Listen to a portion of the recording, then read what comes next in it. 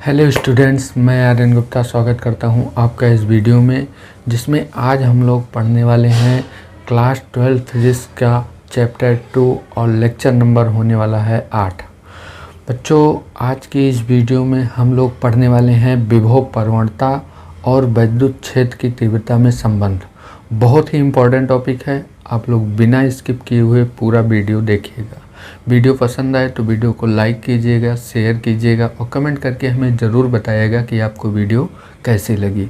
बच्चों, वीडियो देखने के बाद अगर आप लोग इसका पीडीएफ चाहते हैं तो पीडीएफ का लिंक जो है आपको हमारे टेलीग्राम चैनल पर मिलेगा, जिसका लिंक मैं नीचे आपको डिस्क्रिप्शन बॉक्स में दे दूँगा। आप वहाँ से जाके इसका पीडीएफ फ्री डाउनलोड कर सकते हैं, उसका कोई भी चार्ज आपको नहीं देना होगा। बच्चों, अगर आप हमारे चैनल पर नए हैं तो चैनल को सब्सक्राइब कीजिएगा, क्योंकि यहाँ पर आपको फिज़िक्स की कॉन्सेप्ट से फिज़िक्स को पूरे कॉन्सेप्ट के साथ पढ़ाया जाएगा। आपको बिल्कुल 100% समझ में आएगा, ये हमारी गारंटी है। बस आप लोग मन लगाकर पढ़िए और प्यार और सपोर्ट अपना बनाए रखिए। तो चलिए शुरू करते हैं आज की अपनी क्लास। हम ले चलते हैं आपको अपने स्टडी टेबल पर और वहाँ पर पढ़ाई शुरू करते हैं। आप लोग अपनी कॉपी पेन निकाल लीजिए। तो चलिए स्टार्ट करते हैं। प्यारे बच्चों, आ गए हम अपने स्टडी टेबल पर। तो चलिए आप लोग कॉपी पेन निकाल लीजिए और हमारे साथ पढ़ना शुरू कर दीजिए। आज हम पढ़ेंगे विभव प्रवणता व विद्युत क्षेत्र में संबंध, relation between potential gradient and electric field. विभव प्रवणता को इंग्लिश में कहते हैं पोटेंशियल ग्रेडियंट। ठीक है ना बच्चों, बहुत ही इंपॉर्टेंट डेरिवेशन है, आप लोग वीडियो को पूरा देखिएगा। तो विभव प्रवणता और विद्युत क्षेत्र में संबंध निकालने से पहले सबसे पहले हमें समझना होगा कि विभव प्रवणता क्या है। ठीक है, तो सबसे पहले विभव प्रवणता को समझेंगे, उसके बाद फिर हम इन दोनों में क्या निकालेंगे, संबंध निकालेंगे। ठीक है ना बच्चों, तो हम यहाँ पर हेडिंग लगाएंगे सबसे पहले विभव प्रवणता। ठीक है, हम यहाँ पे हेडिंग डाल देते हैं, आप लोग भी हेडिंग डाल दीजिए यहाँ पर विभव प्रवणता। देखिए बच्चों, यहाँ पे हमने हेडिंग डाल दिया विभव प्रवणता। अब विभव प्रवणता को कैसे समझेंगे, इसको हम आपको फिगर के द्वारा समझाते हैं। ठीक है, बस आप लोग ध्यान देंगे थोड़ा सा। अगर हम मान लें कि यहाँ पर एक आवेश है, कोई एक बिंदु मान लेते हैं, हम मान लेते हैं यहाँ पर एक बिंदु क्या है, O है, और इस पर प्लस क्यू आवेश है। ठीक है, एक बिंदु O है, इस पर प्लस क्यू आवेश रखा गया है। तो प्लस क्यू आवेश के कारण विद्युत क्षेत्र जो होता है वो प्लस आवेश से दूर होता है। ठीक है, तो विद्युत क्षेत्र इस दिशा में होगा। ठीक, अब मान लीजिए यहाँ पर O से x दूरी पर, या x दूरी मान लें या r दूरी पर एक पॉइंट ले लेते हैं A। O से r दूरी पर एक पॉइंट ले लेते हैं A, और फिर इसको r1 मान लेते हैं, और उसके बाद फिर O से r दूरी पर ही एक पॉइंट ले लेते हैं हम B। ठीक है, O से r2 दूरी पर यहाँ पर हम एक पॉइंट ले लेते हैं B। ठीक, ये इसकी दूरी कितना है, r2 है। O से r1 दूरी पर एक पॉइंट है A, और O से r2 दूरी पर एक पॉइंट है B। अगर हमें इस दोनों पर विभव निकालने के लिए बोल दिया जाए तो विभव कैसे निकालेंगे। विभव का फार्मूला क्या होता है, V बराबर K into q by r. ये विभव का फार्मूला होता है, हमने लास्ट लेक्चर में आप लोगों को पढ़ाया था। ठीक है, तो प्लस क्यू आवेश के कारण A बिंदु पर जो विभव होगा वो क्या होगा, हम मान लेते हैं VA बराबर होगा K इंटू क्यू, आवेश Q है और दूरी कितना है, R1 है। ठीक है, ऐसे प्लस क्यू आवेश के कारण B बिंदु पर अगर विभव निकालेंगे तो VB बराबर क्या होगा, K into q by R2। ठीक है, अब देखिए यहाँ पर पहले A बिंदु की दूरी कितना थी, R1। अगर R1 देखा जाए तो R1 कम है, अगर R1 की दूरी कम है तो विभव क्या हो जाएगा, ज़्यादा हो जाएगा। ठीक है, क्योंकि विभव जो होता है, हमने आपको बताया था कि क्या है, कांस्टेंट है। अगर आवेश को भी कांस्टेंट मान लिया जाए तो V जो होता है वो व्युत्क्रमानुपाती होता है किसके, R के। मतलब दूरी जैसे जैसे हम बढ़ाएंगे विभव का मान क्या होता जाएगा, घटता जाएगा।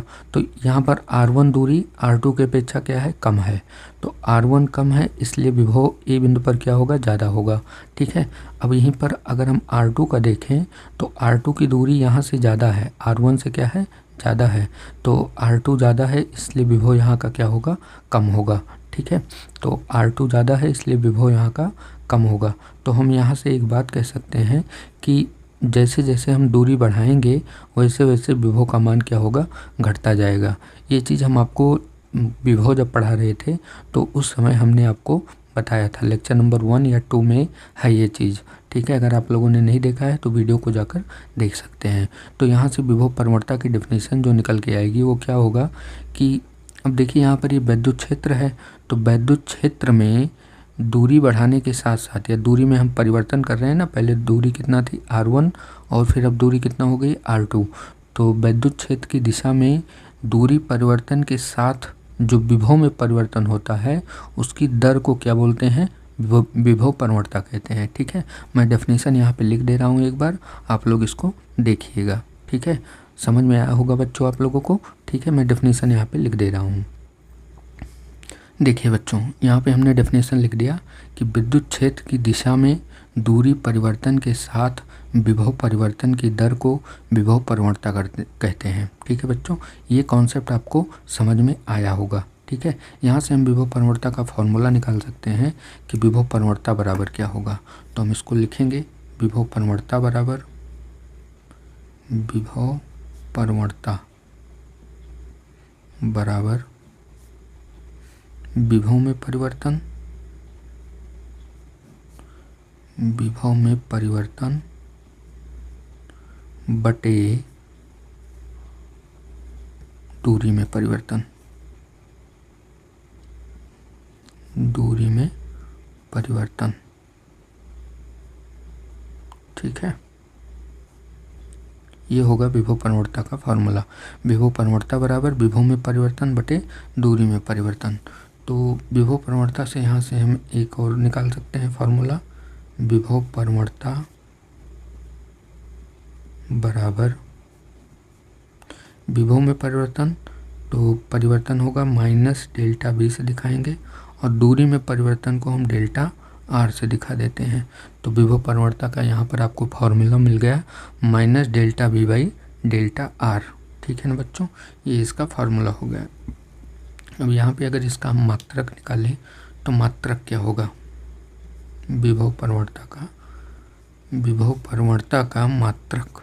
ठीक है, तो अगर इसका मात्रक देखें तो फार्मूला क्या है, विभव में परिवर्तन बटे दूरी में परिवर्तन। तो आपको विभव का मात्रक लिखना है और दूरी का मात्रक लिखना है। तो विभव का मात्रक होता है वोल्ट और दूरी का मात्रक क्या होता है, मीटर। ठीक है, तो वोल्ट प्रति मीटर, ये विभव परवर्तता का क्या हो गया, मात्रक हो गया। अगर आप लोग विमा लिखना चाहते हैं तो विमा भी हम लिख देते हैं यहाँ पर। इसकी विमा क्या होगी, तो विमा भी फार्मूले से आती है। ठीक है, विभवांतर की विमा और बटे दूरी की विमा। तो विभवांतर की विमा हम पहले यहाँ पर लिखेंगे,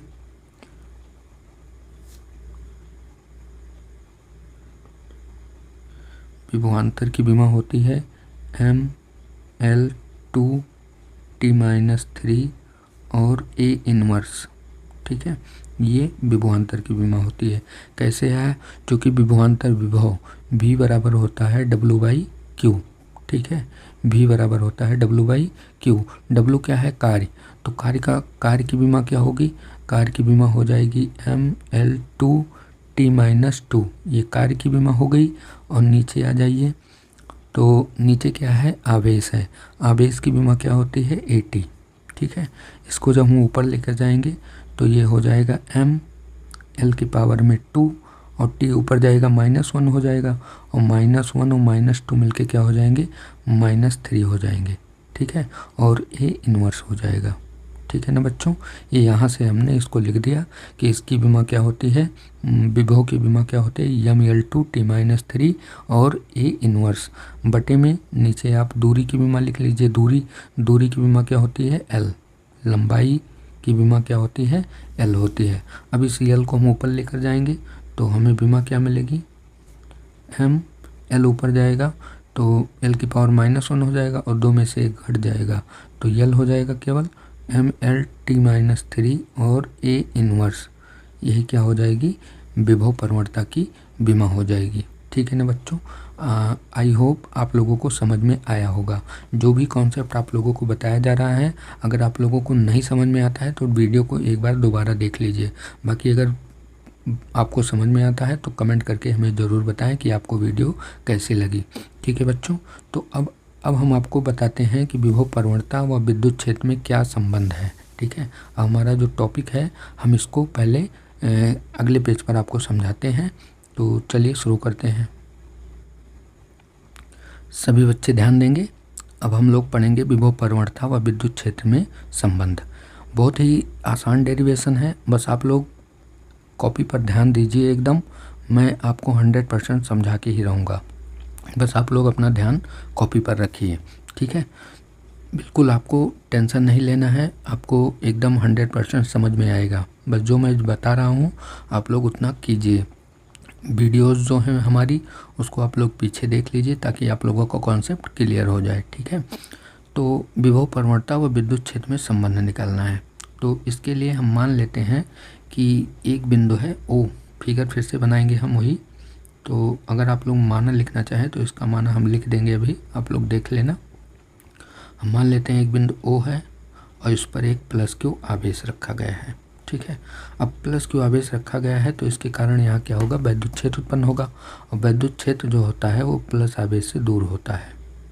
तो मान लेते हैं वैद्युत क्षेत्र प्लस आवेश से दूर ऐसे है इधर की ओर। ठीक है, अब जो है इसके वैद्युत क्षेत्र में कोई दो बिंदु हैं। एक बिंदु ओ से आर दूरी पर है, ओ से आर दूरी पर एक बिंदु है, हम मान लेते हैं ए। ओ से आर दूरी पर एक बिंदु क्या है, ए है। ठीक है, और बिंदु ए से, यहाँ से बिंदु ए से डेल्टा आर दूरी पर एक बिंदु हम मान लेते हैं क्या है, बी है यहाँ पर। ठीक है, यहाँ पर एक बिंदु क्या मान लेते हैं, बी है, यहीं पर लिख लेते हैं। ठीक, एक बिंदु बी है। तो डेल्टा आर दूरी पर, बिंदु ए से डेल्टा आर दूरी पर एक बिंदु आवेश क्या है, बी है। तो यहाँ से वैद्युत क्षेत्र जो होगा इसी ओर है। ठीक है, और इस बिंदु बी पर एक धन परीक्षण आवेश क्यू नॉट रखा गया है।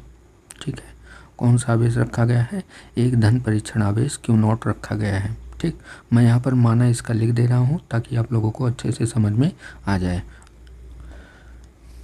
सभी बच्चे ध्यान देंगे। यहाँ पर हमने माना लिख दिया है, मैं एक बार माना पढ़ देता हूँ ताकि फिगर आप लोगों को एकदम क्लियर हो जाए।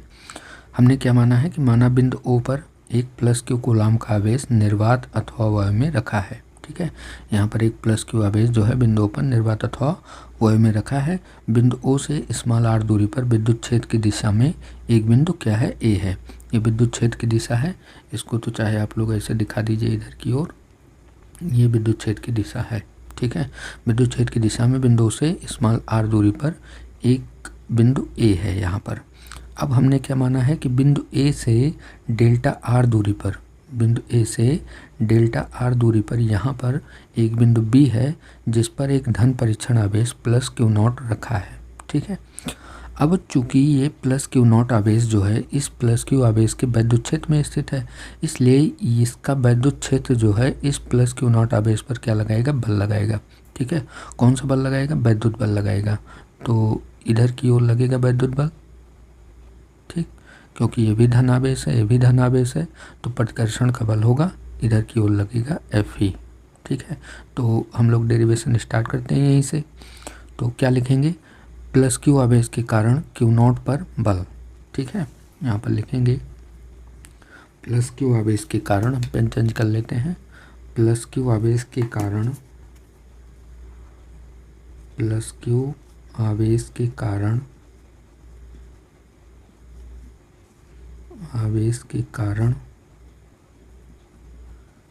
क्यू नॉट पर बल, क्यू नॉट पर बल। ठीक, तो एफ ही कौन सा बल लग रहा है, वैद्युत बल एफ ही। एफ ही बराबर क्या होगा, के इंटू क्यू वन क्यू है और क्यू टू क्या है, क्यू नॉट है, और बटे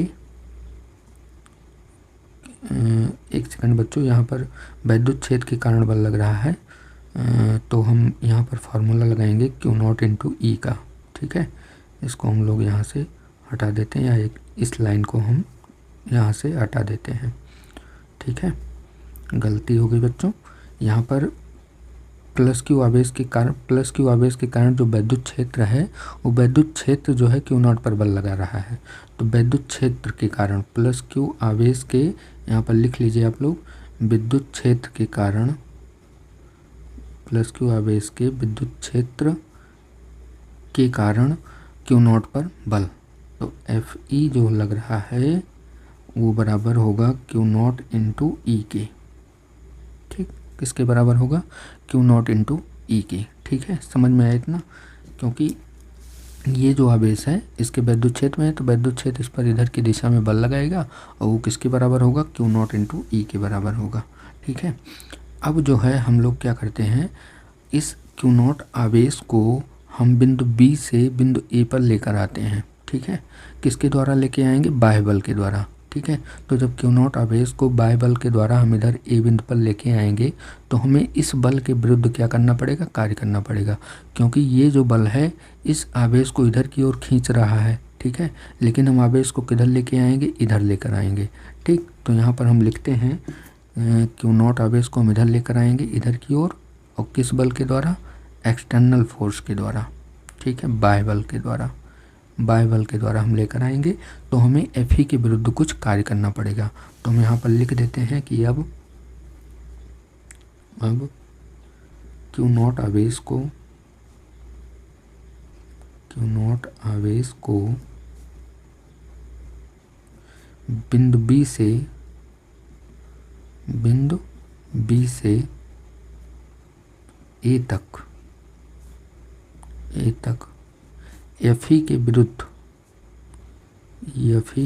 विरुद्ध, क्योंकि हमें इसके विरुद्ध कार्य करना पड़ेगा, तो एफ ई के विरुद्ध लाने में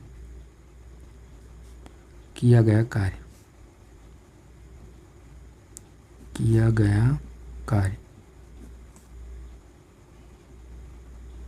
ठीक है, अब कार्य का फॉर्मूला होता है बल गुणे विस्थापन। ठीक है, तो हम W निकालेंगे। ठीक है, W कहाँ से कहाँ तक ला रहे हैं? B से A तक ला रहे हैं, B से A तक। किसके द्वारा ला रहे हैं? बाह्य बल के द्वारा। तो एक्सटर्नल कार्य भी क्या होगा? बाह्य कार्य होगा। तो कार्य बराबर होता है बल गुणे विस्थापन। कौन से बल से ला रहे हैं? एक्सटर्नल फोर्स से। ठीक है, एक्सटर्नल फोर्स से, और इनटू विस्थापन कितना कर रहे हैं? यहाँ फिगर में देखिए, हम क्यू नॉट को यहाँ से यहाँ ला रहे हैं, तो विस्थापन कितना होगा? Delta R. ठीक है, विस्थापन कितना होगा? Delta R. किसके विरुद्ध ला रहे हैं? वैद्युत बल के विरुद्ध, इधर की ओर। ठीक है ना, इसको ध्यान में रखना बच्चों आप लोग। तो यहाँ पर F external into delta R, और क्या होता है? Cos theta. ठीक है, अब यहाँ पर थीटा जो है वो क्या है? इन दोनों के बीच का एंगल है। ठीक है, अब चूंकि एक्सटर्नल बाह्य फोर्स तो हमें पता नहीं है कि कौन लगा रहा है, कितना लगा रहा है। ठीक है, लेकिन हम लिख सकते हैं कि चूंकि एक्सटर्नल फोर्स जो है, बाह्य बल जो है, वो बराबर होता है किसके? वैद्युत बल के। ठीक, बाह्य बल जो होता है वो वैद्युत बल के बराबर हो सकता है। तो हम यहाँ पर बराबर होता है, तो हम यहाँ पर जो है एक्सटर्नल की जगह पे एफ ई लिख सकते हैं। तो W एक्सटर्नल बराबर हो जाएगा B से A तक एफ ई, एक्सटर्नल की जगह क्या लिख देंगे? F E into delta R, और थीटा क्या है? अब देखिए यहाँ पर एफ ई और इसके बीच कोण कितना है? बल इधर की ओर लग रहा है, लेकिन विस्थापित हम इधर की ओर कर रहे हैं, तो इनके बीच जो एंगल बन रहा है वो कितना है? 180 है। तो हम यहाँ पर थीटा की जगह क्या रख देंगे? cos 180। ठीक, यहाँ से इसका मान निकालेंगे, तो W एक्सटर्नल जो आएगा वो क्या आएगा? देखिए आप लोग, एफ ई का मान तो हम यहाँ से रख देंगे Q not into E. F E का मान क्या है? क्यू नॉट इंटू ई। तो यहाँ पर मान रखेंगे Q not into E into delta R, और cos 180 का मान क्या होगा? -1। ठीक है, ये माइनस चिन्ह आगे ले लेंगे, तो W एक्सटर्नल B से A क्या होगा? माइनस चिन्ह आगे आ जाएगा, और Q not into E into delta R. ठीक है, अब एक चीज़ और आप लोगों को हमने बताया था लास्ट लेक्चर में, यानी 2 या 3 लेक्चर, दूसरे या तीसरे लेक्चर में हमने आपको बताया था कि जब किसी आवेश को किसी बिंदु पर लाया जाता है विद्युत क्षेत्र में, तो इन दोनों के बीच क्या आता है, विभवांतर। और विभवांतर किसके बराबर होता है, आवेश को लाने में जो कार्य किया जाता है उस कार्य को उस आवेश से जिसको लेकर आते हैं उससे हम भाग लगा देते हैं, तो इन दोनों के बिंदुओं के बीच का विभवांतर निकल आता है। तो हम यहाँ पे लिखेंगे अतः ए व बी के बीच का विभवांतर, यहाँ पर लिखेंगे अतः ए व बी के बीच का विभवांतर, ए व बी के बीच विभवांतर। अब विभवांतर जो परिभाषित है डेल्टा V, फॉर्मूला हम पहले लिख रहे हैं, देखिए डेल्टा V बराबर होगा आवेश को लाने में जो बाह्य कार्य किया जा रहा है एक्सटर्नल, कहाँ से कहाँ तक, B से A तक, और डिवाइड बाई जिसको लेकर आ रहे हैं, किसको लेकर आ रहे हैं, Q0 को लेकर आ रहे हैं। ठीक है, यहाँ पर मान रख देंगे, अब हम इसी फॉर्मूले में मान रख देंगे। देखिए W एक्सटर्नल, तो एक सेकंड बच्चों, थोड़ा आराम से समझिए आप लोग। जब हम यहाँ से देखिए फिगर में, मैं इस आवेश को यहाँ से यहाँ तक लेकर आऊँगा, Q0 आवेश को B से A तक लेकर आऊँगा, तो हमारे द्वारा जो कार्य किया जाएगा उस कार्य को अगर हम इस Q0 से डिवाइड कर देते हैं तो हमें A और B बिंदु का विभव मिल जाता है। ठीक है, यानी A और B बिंदुओं के बीच का हमें क्या मिल जाता है, विभवांतर मिल जाता है। तो हमने वही लिखा है यहाँ पर, देखिए आवेश Q0 को लाने में किया गया कार्य क्या है, W एक्सटर्नल B से A, ये कार्य है, और इस कार्य को हमने Q0 से भाग लगा दिया, तो हमें A व B के बीच का विभवांतर डेल्टा B मिल गया। अब इसका मान हम यहाँ से रख देते हैं। ठीक है, इसका मान हम यहाँ से जब रखेंगे तो क्या मिलेगा, माइनस का Q0 into E into delta R। ठीक है, और बटे में क्या हो जाएगा, Q0, और Q0 से Q0 क्या होगा, कैंसिल हो जाएगा। तो आपको डेल्टा V बराबर क्या मिलेगा, मैं एक लाइन यहाँ पर खींच के यहीं पर कर देता हूँ ताकि अगला पेज ना लेना पड़े। ठीक है, मैं यहाँ पर कर देता हूँ, आप लोग देखिए डेल्टा V बराबर मिलेगा आपको, इसको थोड़ा और बढ़ा लेते हैं, यहाँ पर देखिए डेल्टा V बराबर मिलेगा, डेल्टा V बराबर माइनस का E इंटू डेल्टा R। ठीक है, या इसी फॉर्मूले को आप लोग, ये एक क्या मिल गया, फॉर्मूला मिल गया आपको, डेल्टा V बराबर माइनस का E इंटू डेल्टा R। ठीक, ये फार्मूला मिल गया।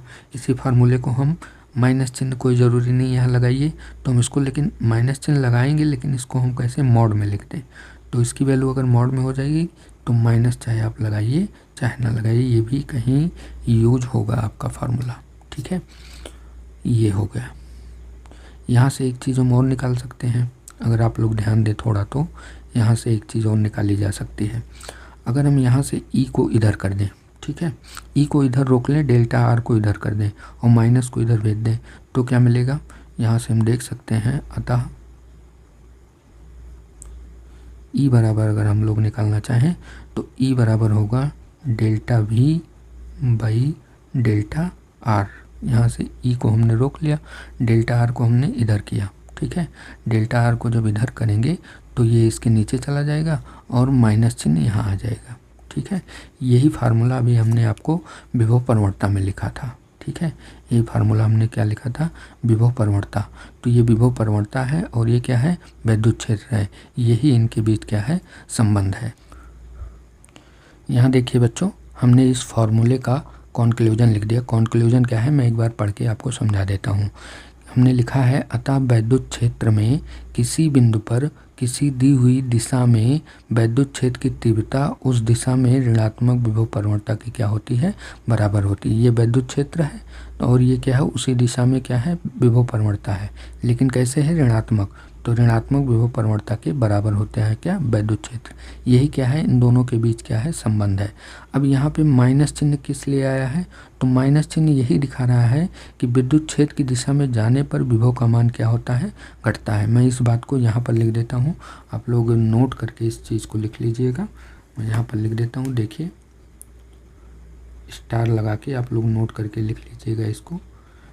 ऋण चिन्ह माइनस का चिन्ह, निगेटिव चिन्ह जो है, निगेटिव चिन्ह यह दिखाता है, निगेटिव चिन्ह यह दिखाता है कि विद्युत क्षेत्र की दिशा में, विद्युत क्षेत्र की दिशा में